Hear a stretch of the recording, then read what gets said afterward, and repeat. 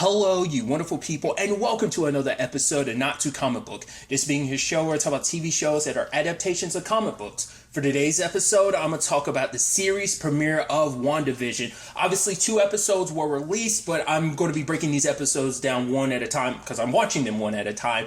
And so, obviously, I'm going to be editing both of them together as one. So if you want to, you can check the timestamps I'll include so that you could jump to episode 2 if you just want to hear what I had to say about episode 2. But starting off with episode 1, this was a great start. I love this episode, and I like how we just jump right into it. Like, it's not like, and I think that adds to the mystery of everything going on too, because it's not like, oh, an event happened and then it's like we're still unsure what happened in between Endgame and this. And I like that. I mean, I think that's going to be the mystery we unveil over the course of the season. I like stuff kind of just starting in the middle of things because it just means you go, oh, so how do we get here? And just already living a sitcom life. And I think that's pretty dope. And I love, I just right off the bat, I should also, I like the contrast between the intro being like, oh, that, sitcom intro to the very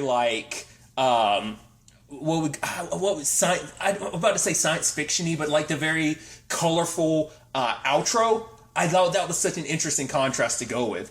But nevertheless, I just love this episode. Was just so much fun. It's actually kind of heartwarming to it in a sense. Or just because it's just them together on screen like that, being adorable and everything, the laugh track and everything. I don't think it's actually a laugh track because if I remember correctly, I think they actually filmed this in front of a live audience. I think.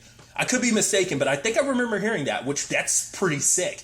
But nevertheless, I think it was so heartwarming in the sense that, I feel like we've never had an opportunity like this in the MCU.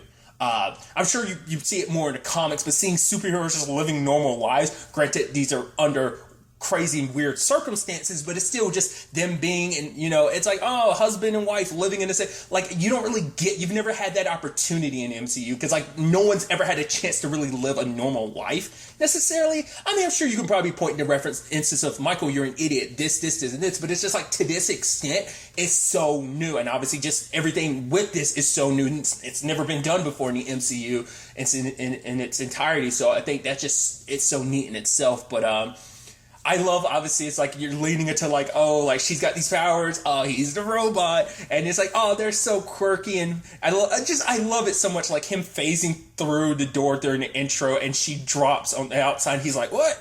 Oh, we had to go back and get her, and then it's just so, and they're so cute, and I think that's nice to have them have this, cute relationship, because we've gotten dabbles of that, bits and pieces of that relationship in the MCU, but to be able to kind of have them be just cute and adorable, in that sense.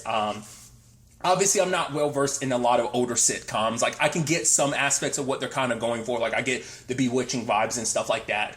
Well, Bewitch, but I know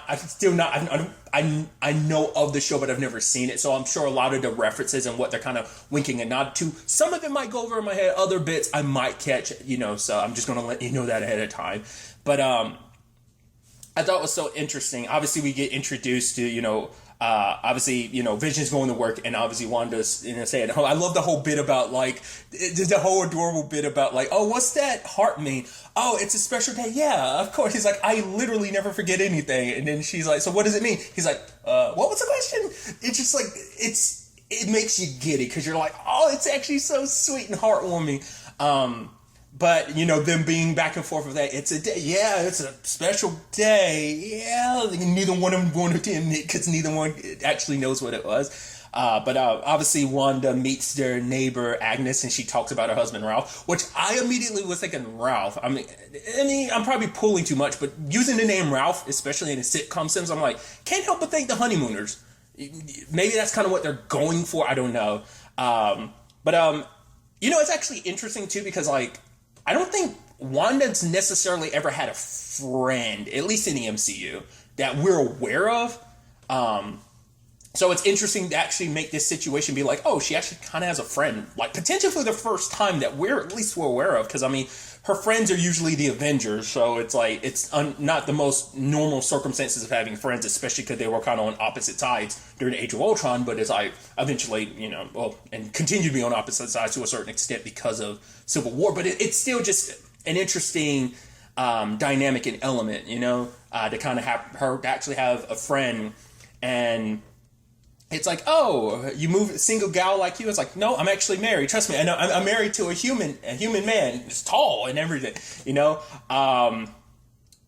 but also like her helping her out. I love the whole thing about like, oh, like, it's like, oh, this is romantic. It's like, well, what else does it say? And it's like, that single men die faster than like married men or something. And she wanted to be like, now that's romantic. And I love it. I also love the whole bit in at Vision's job where it's like, what do we actually do here? It's like, well, we do this. And it's like, yeah, but do we actually produce stuff here? Do we make, like, what do we actually do here? Which part of me is wondering, like, is there something more to that or not? Because part of me is like, is that just supposed to be a gag in it? Because obviously it's a thing that pops up in some sitcoms where it's like, you actually don't know what certain characters actually do for a living. It's kind of very ambiguous. I don't know whether that's supposed to be that, or is it supposed to be more so a reference of like, that information hasn't been filled in because Wanda doesn't really know what someone would do at a job like that, so it's super ambiguous. So that right there kind of makes you go, now is that just supposed to be a gag, or is there going to be something a little deeper with that? Who knows? Either way, I still loved it regardless, especially because it's like, oh, his coworker was like referencing him like working so fast like a computer or something. He's like, no, what are you talking about? No, I'm not a computer. I'm a regular carbon-based human just like you are. But then the whole bit about the hearts and everything, I really love that, where it's like, oh, that's what the heart was on the calendar. And obviously the misunderstanding between Wanda and Vision. It's like, classic sitcom. But he gets there and she's all dressed up because she thinks it's their anniversary. And then like, oh my God, oh, why is your wife surprising, like got her hands around Mr. Hart's like eyes and stuff, trying to surprise him, plus what she's wearing. It's like, my wife's from Sokovia. So it's like, oh yeah, Europeans, right? So, which I think it's funny considering like, well, I feel like that's probably got to be an even deeper joke considering the fact that Paul Bettany is British. So, so that's got to be even more of a deeper cut, I would assume, in that regard. But regardless, I, love the whole trying to get things cooking and shifting everything. Kind of love it. It's like the heart is an abbreviation. And she's like, you can literally move at the speed of sound and I can float pens. Like, why do we need abbreviations? But also like her cooking the meal and everything, him trying to distract them. And what I thought was kind of an interesting thing too was like them showing Wanda's power in the sense that she cooks the chicken. She's like, oh, it's overcooked. And then she did her thing and it's like, oh, now they're undercooked because now they're eggs again, which I'm like, is that the first time we've ever really seen her basically? Because obviously her powers, at least comic book wise, because it's still kind of ambiguous fully what she can do. Because obviously the show's supposed to give us more insight on what she can do. It's like, you just altered reality. Kind of ran back time. She's never really done that before, but I thought it was interesting. She was like, oh man, I don't know what to do. Like, they're just stuck as eggs. I'm like, you can't revert? That I thought was interesting. So maybe about to say maybe like she can only do one object one way in time. Like, so if she goes forward in the future with an object, oh, I can only do that once. I went to the past with an object, maybe I can only do that once as well. Like, maybe she can only do a back and forth once. I don't know. Once again, it could easily be a gag that I'm overthinking, but I just thought it was so fascinating. I was like, well, they treated it like a gag, but I'm like, maybe there's more context there. Maybe that's supposed to be an explanation on like maybe some of the limitations of her ability. Once again, I could easily be over-examining that, but obviously I love like her doing everything at once and things not really working. And Mrs. Hart, which once again I talked about this, I think I brought this up during the trailer, obviously it being Deborah Jo Ruth, which I adore because I best know her as Kitty from That 70s Show. If you're unfamiliar with the show, she was Eric Foreman's mom.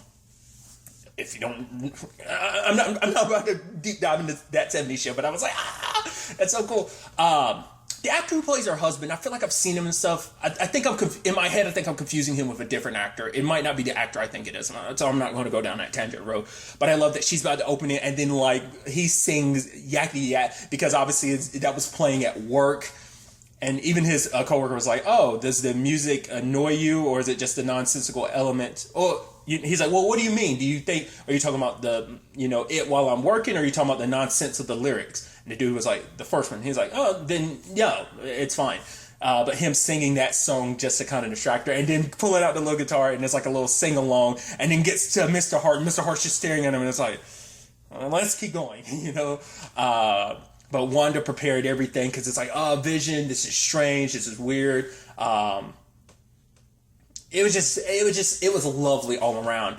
And then what I thought was so interesting is when the show takes a bit of a dark turn, when it's just kind of like, oh, so where'd you guys come from? This and that, asking their story. Obviously, we saw this in the trailer. And then Wanda's blanking, but then Vision is as well. And then Mr. Hart's like, damn it, like, why? And then he starts, I know, it's like, okay. And then, like, there's no laugh track or anything, and it kind of disappears, and they're both looking confused. And then all of a sudden, he starts choking.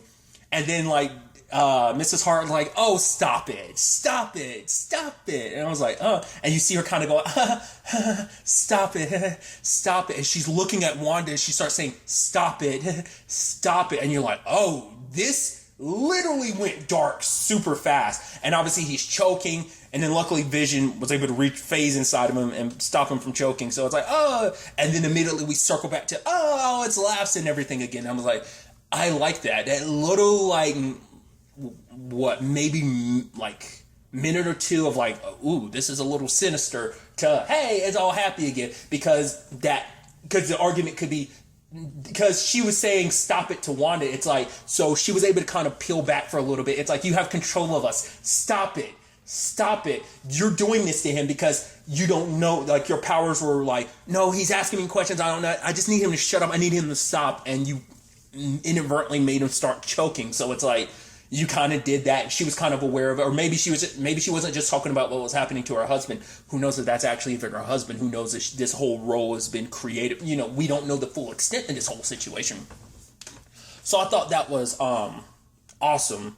I mean, not awesome, but you get what I'm trying to say. Like, it was just interesting, it seemed like that might have been a little bit of that, like, the facade of everything crumbling, at least for a little bit, and, that, like, minute or two. But then everything's back to normal. It's like, hey, Vision, let's talk about that promotion. It's like, oh, yay. Oh, the lobsters you threw out the window. One of them's now on the door. Oh, interesting door knocker. And it's like, well, we're an interesting couple and everything. It's like, but, it made them realize, oh, we don't really have a history. I mean, we don't even have wedding rings. It's like, well, you want to fix that? And she made them rings and everything. And it's like, and, this day can be their anniversary, their first dinner, failed dinner party, and also, we don't even have a song. It's like, well, Yakety Yak can be our song. It's like, it's actually this thing where you're like, oh, it's actually kind of beautiful. Because once again, that's the purpose of the show, to kind of also give you an opportunity to flush out these characters have an opportunity to really flush out the relationship, which I feel like you get that throughout some of the movies with other characters, but I feel like this is the first time I brought it up earlier, like, you really get to flush out a relationship in a superhero series. I think that's so fascinating. Outside of, like, what is naturally a TV show, like movies, you only have, like, a block window to be able to kind of really do that with certain characters, and now you have a lot more opportunity to flush them out under different circumstances, which I think is pretty dope. Yeah, I just thought that was so neat. Kind of creating those first for them in this one episode. And then I like the fade out of just being like, and the end of the show, but then you zoom out and it's like, all right, all right, here's those Legion vibes where it's like, oh, so someone's literally watching the WandaVision show like a literal show. I'm wondering, is it like Darcy, or is it going to be like Agent Wu and the FBI? Like, we don't know. Like, but I think that's going to be that's our first peek on the outside world of, like, okay, so they're actually literally tuned into this channel. I mean, granted, it might not be them. It might be who's ever connected to pushing Wanda into creating this. Somebody might be watching it from the outside, which obviously my thought, and a lot of people's thought, might have been like, maybe Agnes is the reason why. But, we'll have to wait and see. Like I said, this is just after having watched the first episode. I'm about to go run and watch episode 2. And obviously it will seem like a second for you guys, because I will cut in my thoughts on episode 2 right here. And now moving on to episode 2, another great episode. Really quickly at the top, I want to talk about the fact is I forgot to include this when I was talking about episode 1. I didn't remember it till partway through episode 2. Luckily, they have one in episode 2 as well. But the whole commercial breaks, I love that. Like in the first episode, it being like a toaster for Stark Industries. But this second episode, it's like, oh, it's a watch by Hydra, because I heard the name Strucker. I was like, Strucker. I was like, is that what? And they said, then you look at the watch, it says Hydra, and I'm like, wow.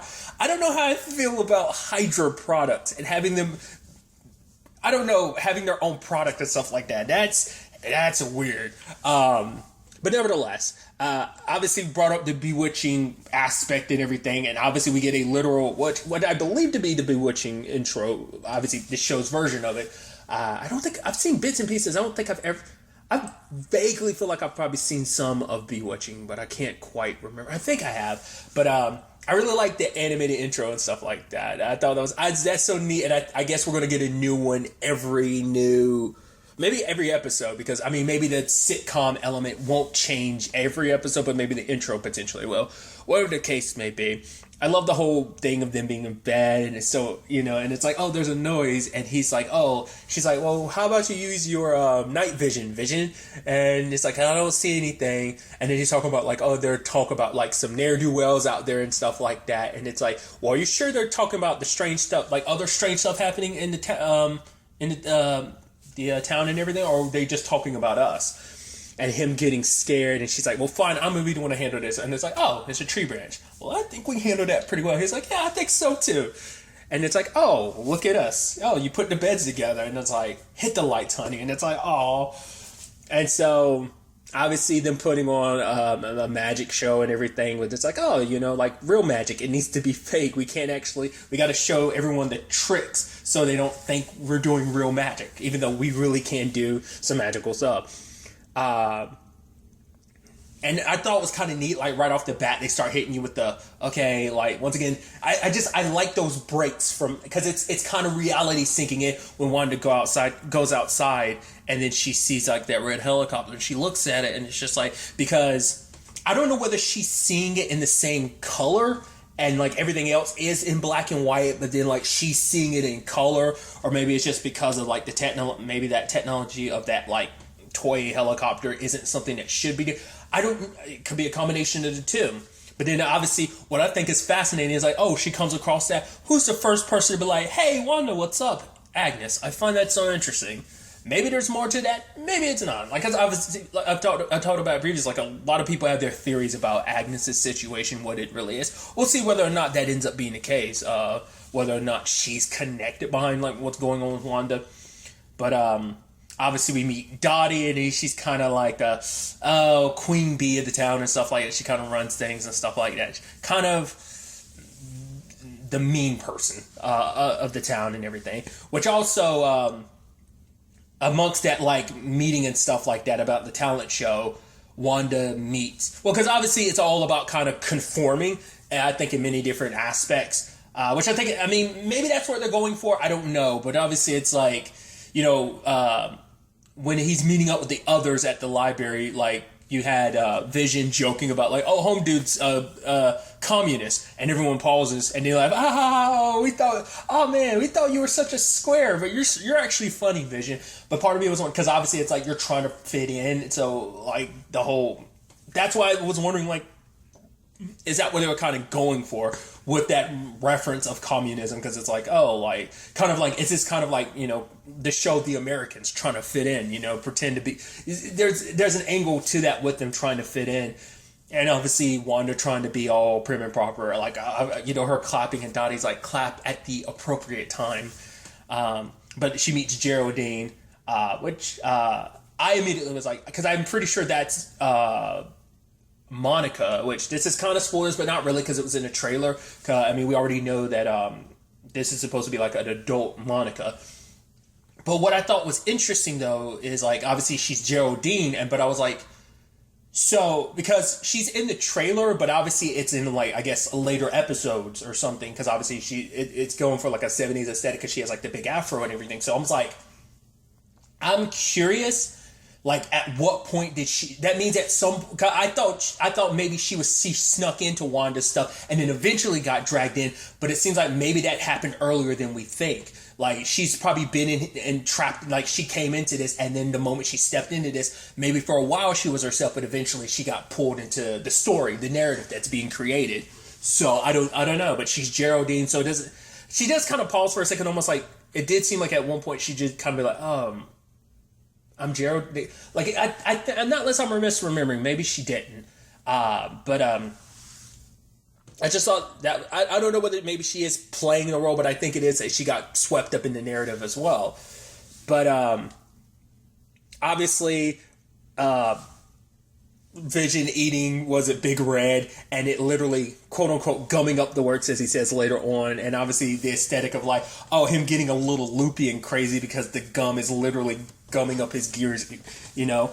And then like they're putting on, well, before even the magic show, we have another break from reality where it's like, you know, Wanda's like, I'm sorry why we got off on the wrong foot, Dottie, but I promise you I'm not here to hurt anyone. She's like, I don't believe you. And then, like, over the radio, it's like, Wanda, can you hear me, Wanda? Who's doing this to you? And I said this when it came up in the trailer. I was like, that sounds like it might be Agent Wu, trying to talk to her. And it's just like, you know, Dottie, and then Dottie turns to Wanda and is like, who are you? So those breaks from reality. Like I said, it has this eerie feel to it because it's like that. And then immediately we go back to the, ha ha ha ha ha, laughs and stuff like that. But it's just that moment, like, because even Wanda, like, it's enough to break her multiple times to be like, wait, something's weird. She even tries to talk about it with Vision later on because she's like, I don't know what's going on, but it's definitely weird here.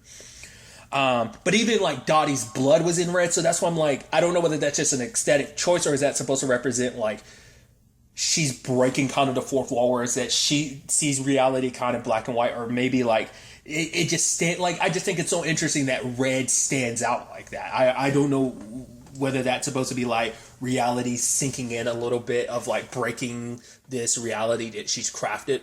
I just thought that was so interesting how that was handled. But I love the shenanigans of just like the magic show, and I just love the united for the children, and it's just like, I don't know if that's supposed to be like a Stepford Wives almost aspect to it. I mean, maybe that's kind of what they're doing with like Dottie, but it's like, I don't know, like mine is like the Stepford Wives is just everyone kind of being in unison. That's where I'm kind of referencing, just like everyone just being kind of like under the same spell, like it's for the children.